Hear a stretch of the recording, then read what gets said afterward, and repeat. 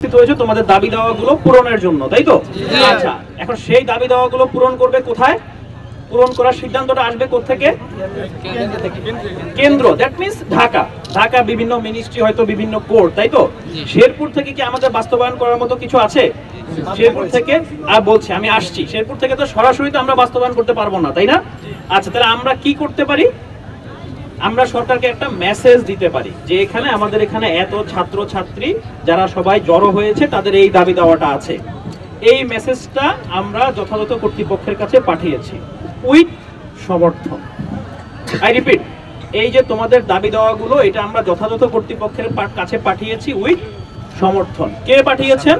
তোমরা জানো যে আমাদের এই জেলার যিনি প্রশাসনিক অভিভাবক, সম্মানিত জেলা প্রশাসক স্যার, তিনি কিন্তু সংশ্লিষ্ট অথরিটির কাছে বিষয়টি ইনফর্ম করেছেন। এখন ইনফর্ম করার পরে আবার বলছি, আমাদের কাছে কিন্তু এখানকার কোনো কিছু বাস্তবায়ন করার আর কোনো সুযোগটা আমাদের হাতে নাই, আমরা ইনফর্মটাই করতে পারবো। ওকে, এইবার আসি তোমাদের বিষয়ে। প্রথম কথা হলো যে তোমরা অনেকক্ষণ ধরে, প্রায় 4 ঘন্টা আমি যতটুকু জানলাম, রাস্তা অবরোধ করে রেখেছো। তোমরা অনেকে খাওয়াও নাই, তাই তো? এবং তোমাদের দাবিকে আমরা রেসপেক্ট করি, বাট তোমার যদি কোনো ক্ষতি হয়ে যায় এতক্ষণ ঘন্টার পর ঘন্টা না খেয়ে থাকলে, তারপর সেই ক্ষতির দায়কে এই জাতি মেটাতে পারবে? মেটাতে পারবে?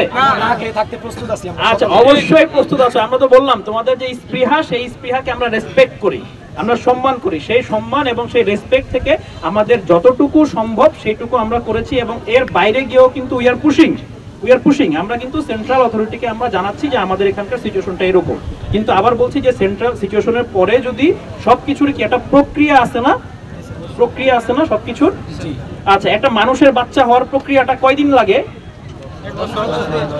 10 মাস 10 দিন, তাই তো? আচ্ছা, তোমাদের দাবিটা উত্থাপিত হয়েছে, এটা দীর্ঘদিন ধরে হয়ে আসছে, কিন্তু একটা প্রক্রিয়া সম্পন্ন করতে তো সময় লাগবে না? আচ্ছা, এখন তোমরা এই যে 4 ঘন্টা ধরে দাঁড়িয়ে আছো, তোমরা যদি আরো কিছুক্ষণ তোমরা যদি বলো যে আমি এখানে অবরোধ করে রাখবো, তাহলে যদি এখানে আমাদের অ্যাম্বুলেন্স তোমরা ছেড়েছো, এই জন্য তোমাদেরকে ধন্যবাদ, অনেক ধন্যবাদ জানাচ্ছি। কিন্তু অ্যাম্বুলেন্স ছাড়া এই বাসে তো আমাদের এমন কেউ থাকতে পারে যার কোনো জরুরি কাজ আছে, থাকতে পারে না? অবশ্যই যেগুলা জরুরি এগুলো আমরা বাসের মধ্যে যারা আছে, এর মধ্যে জরুরি আমরা কেমনে জানবো? অবশ্যই ভিতরে ঢুকতেছি, ঠিক আছে? আচ্ছা, ঠিক আছে, ভিতরে ঢুকতেছি, কিন্তু এই বাস যারা চালায় এদের কি পেট চালাইতে হবে না?